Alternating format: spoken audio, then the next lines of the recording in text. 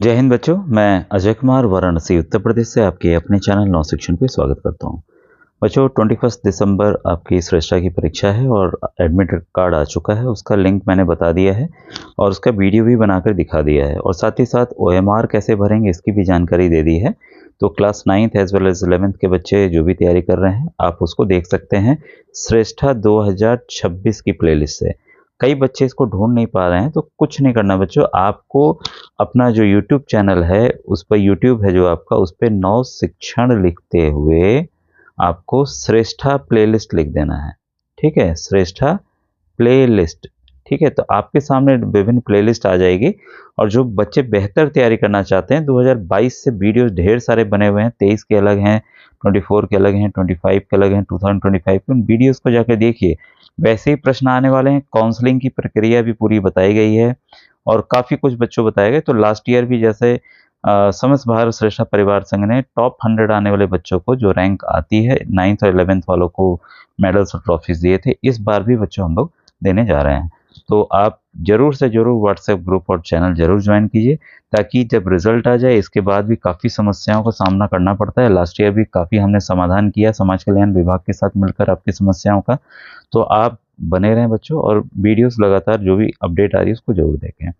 अब देखिए बच्चों, पहला क्वेश्चन आपके सामने। अब यहाँ देखिए इंग्लिश हिंदी वाली प्रॉब्लम है तो मैं हिंदी ही दिखा पाऊंगा क्योंकि ये मैं किताब से बता रहा हूँ। ये विकट आए हुए प्रश्न सामाजिक अध्ययन के मैं बताने जा रहा हूँ, उसको फटाफट मैं कवर करने का प्रयास करने जा रहा हूँ।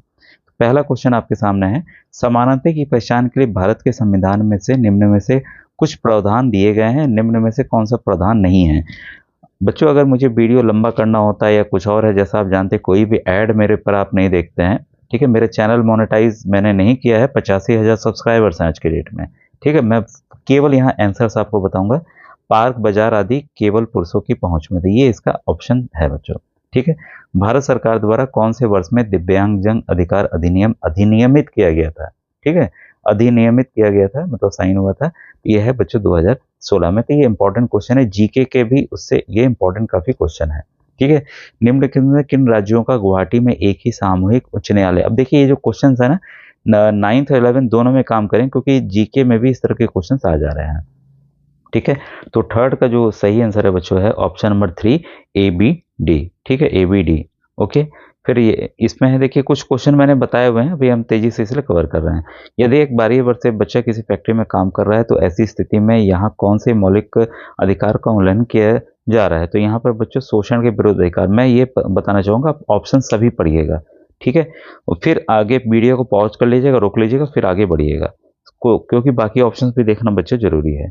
और बच्चों देखिए जरूरी नहीं है, देखिए समय मिलता है उसी हिसाब से काम करते हैं। जैसा आप जानते हैं मैं सरकारी अध्यापक हूँ तो लाइव क्लास होगी कि नहीं होगी ये बता पाना मुश्किल है। जब मैं फ्री रहूंगा तो जरूर करूंगा बच्चों। ठीक है, अब प्लेलिस्ट देखिए, पुराने वीडियो सब मैंने लाइव किए हुए जो भी कुछ है उनको देखिए, आपको काम आएगा बच्चों। नेक्स्ट है, जनहित याचिका के विषय में निम्न में से कौन सा कथन सही नहीं है। तो ये बच्चों ऑप्शन नंबर 3 है, इसका सही नहीं। जनहित याचिका को किसी संगठन द्वारा ही दायर किया जाता है, मतलब ये व्यक्तिगत भी दायर कर सकते हैं। इस पॉइंट को ध्यान रखिएगा।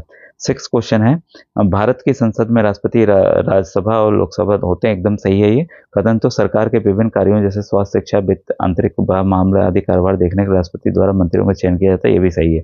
तो पहला ऑप्शन बच्चों यहाँ पर आपका सही है। ठीक है, अब क्वेश्चन नंबर 7 देखिए, ये है निम्नलिखित में से किसकी जांच के लिए वर्ष 2005 में भारत सरकार द्वारा एक उच्च स्तरीय कमेटी का गठन जिसके अध्यक्ष न्यायमूर्ति राजेंद्र सच्चर थे। तो इसका सही आंसर है भारत में मुस्लिम समाज का सामाजिक, आर्थिक और शैक्षिक स्तर। महिलाओं की सुरक्षा के लिए निम्न किस वर्ष घरेलू हिंसा कानून लागू हुआ था। तो ये भी इंपॉर्टेंट क्वेश्चन है बच्चों, 2006 में। वर्ष 1919 में गांधी जी द्वारा पारित किए गए रोलेट कानून के विरुद्ध में सत्याग्रह का आह्वान किया गया। रोलेट कानून निम्न से किस पर लागू किया गया था। तो ये बच्चों लागू किया गया था आपका अभिव्यक्ति की स्वतंत्रता पर अंकुश लगाने तथा पुलिस को और अधिक अधिकार देने के लिए। सन 1905 में रुकिया सखावत हुसैन द्वारा लिखी गई सुप्रसिद्ध पुस्तक कौन सी थी। तो ऑप्शन नंबर आपका, तो बच्चों इसका ऑप्शन नंबर 4 सही है। ये क्या लिखा है, नहीं है। ठीक है, फिर है निम्नलिखित में से कौन सा भारत का पहला राज्य जिसने मध्याह्न भोजन किया। तो ये तमिलनाडु, मेरे ख्याल से ये प्रश्न बताया हुआ है। अब बच्चों क्वेश्चन 17 से स्टार्ट करते हैं। हिंदू उत्तराधिकार एक्ट संविधान संशोधन के अनुसार पुत्र पुत्रियां और उनकी मां को पारिवारिक संपत्ति का बराबर हिस्सा मिलेगा। यह कानून किस वर्ष पारित किया गया था। तो ये वर्ष 2005 में पारित किया गया था। भारतीय संविधान की घोषणा करता है कि भारत एक धर्मनिरपेक्ष राज्य है। संविधान के अनुसार केवल एक धर्मनिरपेक्ष राज्य ही अपने उद्देश्यों को पूरा कर सकता है। निम्न में से कौन सा इस घोषणा के साथ मेल नहीं खाता? तो जो मेल खाता है, जो बाकी पॉइंट्स, उसको जरूर ध्यान रखिएगा। ठीक है, ये तीसरा मेल नहीं खाता। ये मेल खाएगा, एक धार्मिक समुदाय दूसरे धर्म पर हावी ना हो, एक किसी भी धार्मिक समुदाय में कुछ लोग अन्य लोगों पे हावी ना हो सके, राज्य किसी एक धर्म को ना ही लागू करेगा, नहीं मतलब सभी धर्मों को समान अधिकार है बच्चों।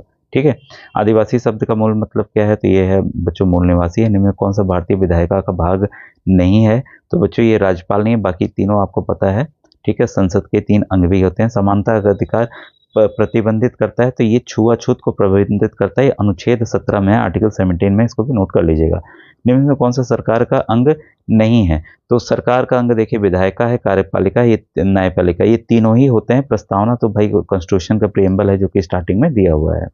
निम्न में से कौन से राज्य में आदिवासी जनसंख्या नहीं है? तो ये बच्चों उत्तर प्रदेश में आदिवासी जनसंख्या एसटी कैटेगरी के लोग काफी कम है। उड़ीसा, झारखंड और छत्तीसगढ़ में हैं।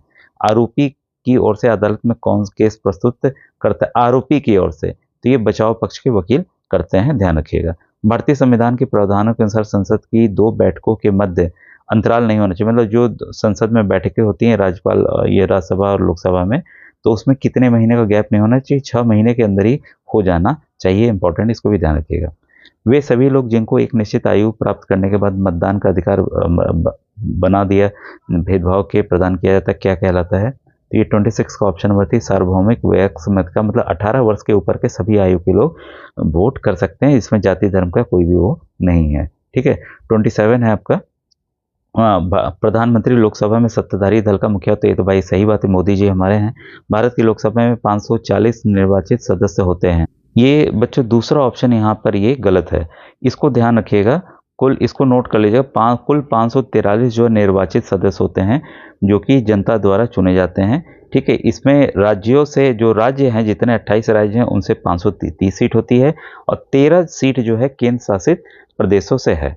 ठीक है, तो ऐसे जो अधिकतम संख्या है, जो लोकसभा की अधिकतम संख्या है, वो आपकी 550 है। इसको आपको ध्यान में रखना है। ठीक है, और यहाँ पर ध्यान रखिएगा 104वें संविधान संशोधन जो कि 1919 में हुआ था, द्वारा एंग्लो इंडियन मनोनयन की व्यवस्था जो है वो समाप्त कर दी गई है। ठीक है, तो ये इंपॉर्टेंट पॉइंट है, इसको आप ध्यान रखिएगा।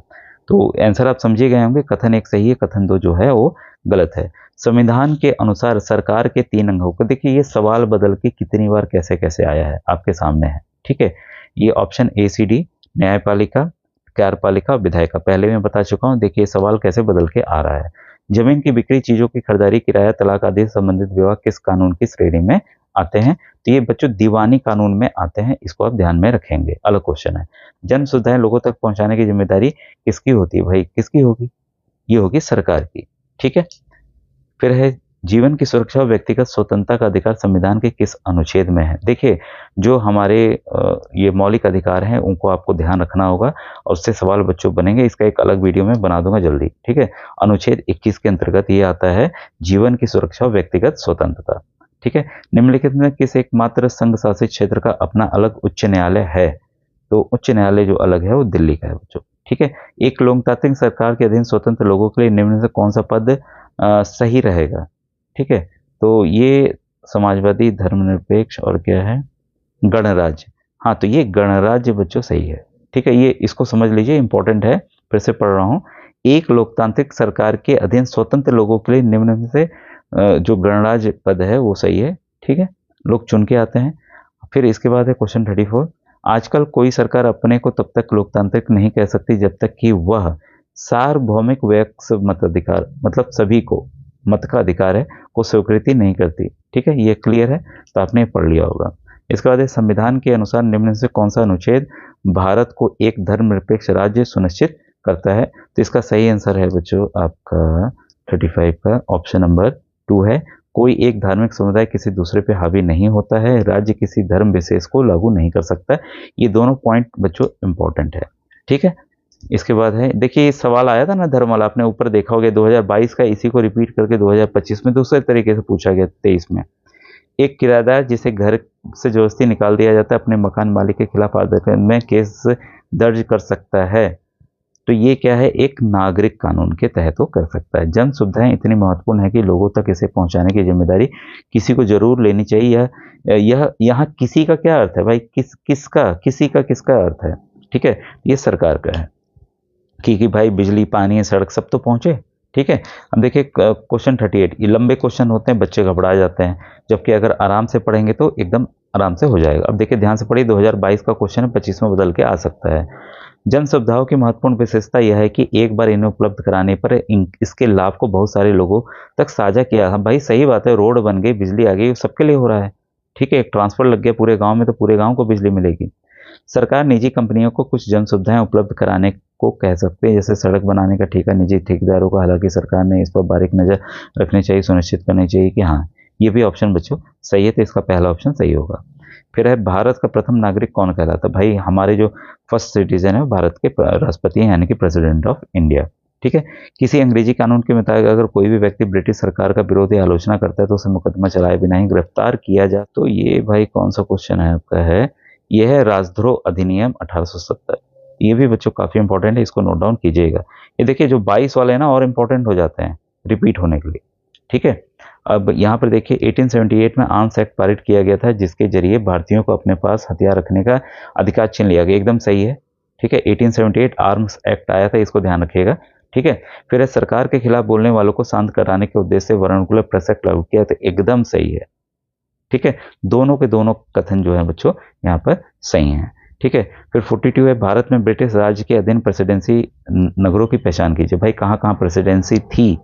तो बच्चों ये थी आपकी मद्रास, आपका बॉम्बे और कोलकाता, ये तीनों ही सेंटर थे, ध्यान रखिएगा एकदम, ठीक है। नेक्स्ट है, सर्वप्रथम किन 3 प्रेसिडेंसी शहरों में उच्च न्यायालय स्थापित किया गया था? तो ये 43 का सही आंसर ऑप्शन नंबर 1 BDE वही तीनों जो कि ऊपर है। देखिए एक ही तरह के सवाल पूछे गए, ठीक है। तो बच्चों मेरे ख्याल से ये टॉपिक आपको पूरा समझ में आ गया, और बीच में मैंने जो छोड़ा है उसके पीछे कारण क्या है कि क्वेश्चंस मैंने बताए हुए किसी वीडियो में, ठीक है। 2-3 सवाल मैंने छोड़े थे। अब मिलेंगे हम लोग नेक्स्ट वीडियो में। Thank you very much.